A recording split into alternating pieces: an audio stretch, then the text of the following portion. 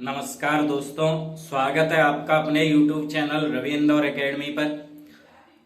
दोस्तों, आज की जो मैं वीडियो आपके सामने लेकर आया हूं, इसमें मैं अपने रिजल्ट के विषय में बात करूंगा कि फॉरेस्ट में मेरे साथ क्या हुआ है, आगामी रिजल्ट में आपके साथ क्या हो सकता है। जो ESV ने मेरे साथ किया है वो आपके साथ भी हो सकता है। तो दोस्तों, आप वीडियो को देखिए और लास्ट तक हमारे साथ जुड़े रहिए। आपको पता चलेगा कि वास्तव में आपको किस प्रकार से ये असुविधा पहुंचा सकते हैं, किस प्रकार से आपको परेशान कर सकते हैं। चलिए दोस्तों, मैं बताता हूं क्या हुआ। मेरे दोस्तों, फॉरेस्ट गार्ड में जो मार्क्स हैं वो है 77.55। और दोस्तों, जो कट ऑफ गई है, बालाघाट से मैंने अप्लाई किया था फर्स्ट प्रेफरेंस। मैंने सारे के सारे जिलों पे अप्लाई किया था, लेकिन फर्स्ट जो प्रेफरेंस थी दोस्तों वो बालाघाट थी। तो बालाघाट में EWS की कट ऑफ गई है 75.89। आपने देखा होगा चौंसर की वीडियो में भी उन्होंने रवि तोमर नाम लिया है, वो दोस्तों मेरे बारे में ही बात की है। तो वहां पर दोस्तों कट ऑफ कम गई है, मेरे मार्क्स ज्यादा हैं। और कम से कम दोस्तों 15 से 20 जिले ऐसे हैं जहां पर मैं UR की कट ऑफ को क्लियर कर रहा हूं।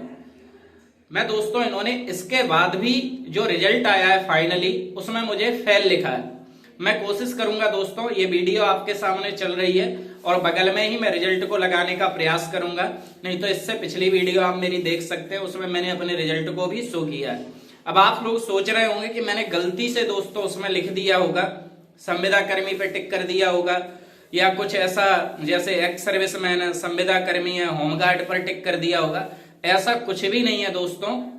मैंने प्रॉपर जो एक UR कैंडिडेट करता है, जो जनरल अभ्यर्थी टिक करता है, मैंने वही सारी चीजें की हैं। बिल्कुल सामान्य फॉर्म भरा है, कुछ संविदा वंविदा कुछ भी टिक नहीं किया।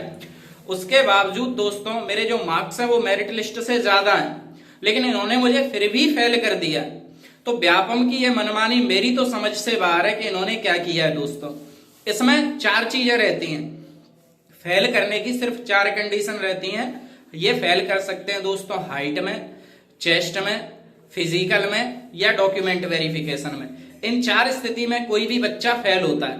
दोस्तों, इन्होंने हाइट मांगी थी 163 और मेरी वहां पर जो हाइट नपी है वो नपी है 165। चेस्ट दोस्तों इन्होंने 83 मांगा था, मेरा जो चेस्ट नपा है वो वहां पर नाप हुई है दोस्तों 91 की। इन्होंने दोस्तों फिजिकल के लिए 4 घंटे का समय दिया था, मैंने क्लियर किया था 3 घंटे 42 मिनट में। डॉक्यूमेंट वेरिफिकेशन में दोस्तों EWS इन्होंने 2022 का मांगा था, तो मैं 22-23 वाला, तो मैंने वही लगाया है दोस्तों 2022-23 वाला। यानी चारों की चारों चीजों में मैं पास हूं, इसके बावजूद इन लोगों ने उसमें फेल लिख दिया। तो मेरी तो दोस्तों समझ से बाहर जा रही है बात कि व्यापम ने मेरे साथ आखिर ये क्या किया है। अब दोस्तों मैं मानसिक रूप से परेशान हूं, क्योंकि आप ज्यादा से ज्यादा क्या कर सकते हैं, आप नंबर ही तो ज्यादा ला सकते हैं मेरिट से। मैंने दोस्तों मेरिट से ऊपर मार्क्स लाया हूं, 77 मार्क्स लेकर आया हूं, 77.55। कम से कम 15 से 20 जिलों में मैं दोस्तों सामान्य की कट ऑफ से ही पास हूं, और इन्होंने उसमें फेल लिख दिया। जब मेरी DV हुई थी तब इन्होंने बोला पात्र हैं आप, 2022-23 का EWS दीजिए, वही मैंने दिया था। सारे के सारे ओरिजिनल कागज लगाए हैं दोस्तों, हाइट में, चेस्ट में, फिजिकल में, हर जगह पर पास हुआ हूं। इसके बावजूद इन्होंने मुझे फेल लिखा है। मैंने दोस्तों अभी हाई कोर्ट में, प्रशांत शर्मा जी एडवोकेट है ग्वालियर के, हाई कोर्ट में दोस्तों उनके माध्यम से मैंने याचिका लगा दी है, रिट दायर कर दी है कि मुझे इन्होंने फेल क्यों किया है। दोस्तों सारे की सारी चीजें वहां पर हाई कोर्ट में मैंने केस इनके ऊपर दर्ज कर दिया है। अब पता चलता है कि क्या होता है दोस्तों। जो वकील से बात हुई है वो बोल रहा है 3 से 6 महीने के अंदर आपकी सारी व्यवस्था हो जाएगी और आपको ज्वाइनिंग दे दी जाएगी। लेकिन अब दोस्तों मुझे ज्वाइनिंग से मतलब नहीं है, ज्वाइनिंग मिले नहीं मिले, क्या होगा क्या नहीं होगा मुझे नहीं पता।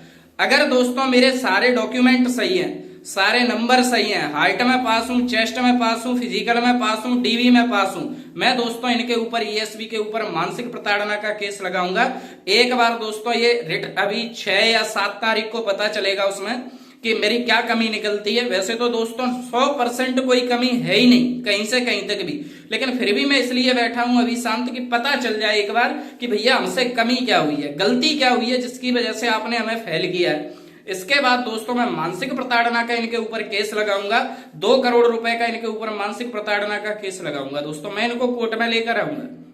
आप किसी अभ्यर्थी के जिंदगी के साथ खिलवाड़ कर रहे हैं। आप इतनी बड़ी पोस्ट पर, इतने बड़े पद पर बैठे हैं, आप व्यक्तियों का रिजल्ट बना रहे हैं, अभ्यर्थियों का रिजल्ट बना रहे हैं। आपको इतनी समझ नहीं है, इतना होश नहीं है कि आप जो काम कर रहे हैं उससे किसी बच्चे का जीवन ही पूरा का पूरा बर्बाद हो सकता है। लड़का मेरिट से ज्यादा नंबर लेकर आ रहा है, सारी की सारी चीजों में पास हो रहा है, आप उसमें फेल लिख रहे हैं। आपको यही नहीं पता कि बंदा पास है कि नहीं है। हाइट में, चेस्ट में, फिजिकल में, डीबी में कोई बंदा कहीं फेल तो होना चाहिए। जो बंदा फेल ही नहीं हो रहा, आप उसको फेल लिख रहे हैं, डायरेक्ट रिजल्ट में फेल। अगर दोस्तों ये वेटिंग दे देते तब भी मुझे तसल्ली रहती, मुझे ये रहता कि हाँ ठीक है भाई, वेटिंग है तो कुछ ना कुछ अपना कुछ रहा होगा। लेकिन दोस्तों इन्होंने डायरेक्ट रिजल्ट में फेल ही लिख दिया। और फेल का कारण तो अब भाई 4 ही कारण होते हैं, हाइट में, चेस्ट में, फिजिकल में या डीबी में। मैं चारों की चारों चीजों में ही पास था, कोई फॉल्ट ही नहीं दोस्तों, 0% फॉल्ट नहीं है। मैं सारी की सारी चीजें वहां पर दिखा सकता हूं, आपको सारे के सारे डॉक्यूमेंट दिखा सकता हूं, ऑनलाइन नंबर दिखा सकता हूं, कट ऑफ दिखा सकता हूं। मेरी कहीं पर कोई गलती नहीं, इन्होंने फेल लिख दिया, बताओ। तो मेरी तो यह समझ से बाहर जा रही है बात दोस्तों। जितने भी अभ्यर्थी पुलिस में हैं, पुलिस के अभी उसके रिजल्ट आने के लिए बैठे हैं दोस्तों, अगर आपके साथ ये गलती होती है, ये गड़बड़ होती है, या जितने मेरे भाई फॉरेस्ट में जिन लोगों के साथ ये गड़बड़ हुई है, आप लोग मेरे साथ जुड़िए। मैंने तो केस दर्ज किया है, आप लोग भी दर्ज कीजिए दोस्तों। और इनको हाई कोर्ट में मुझे बस एक बार क्लियरिटी मिलने दो कि मेरी कोई गलती नहीं है। इसके बाद दोस्तों मैं इनके ऊपर मानसिक प्रताड़ना का केस लगाऊंगा। जितनी इन्होंने मनमानी की है, जितना अभ्यर्थियों को परेशान किया, इसका सारे का सारा इन्हें भुगतान करना पड़ेगा दोस्तों। मैं इन्हें इतनी आसानी से नहीं छोड़ूंगा। मैं हाई कोर्ट में जाऊंगा, हाई कोर्ट के बाद सुप्रीम कोर्ट में जाऊंगा। मैं इनको तब तक घसीटूंगा जब तक ये लोग परेशान नहीं हो जाएंगे। क्योंकि किसी बंदे की कोई गलती हो, उसके आधार पर आप उसे फेल कीजिए। जब व्यक्ति हर तरीके से सही है, इसके बाद भी आप फेल कर रहे हैं, तो इसमें दोष आपका है। और गलती की दोस्तों सजा भुगतनी पड़ेगी, क्योंकि यह संविधान पर आधारित हमारा देश चल रहा है, किसी की मर्जी से नहीं चल रहा। आप किसी व्यक्ति के जीवन के साथ खिलवाड़ कर रहे हैं। इस पर दोस्तों अगर मैंने ऐसा किया या मेरे साथ और भाई लोग जुड़े, या दोस्तों मध्य प्रदेश पुलिस का रिजल्ट आया उनके साथ ऐसा हुआ अभ्यर्थी के, मैं तो भाई खुल के सपोर्ट करूंगा सभी का। और जितने भी अभ्यर्थी मेरे भाई दोस्त जो भी चयन हुए उनको दिल से दोस्तों बहुत बहुत शुभकामनाएं, बहुत बहुत बधाई।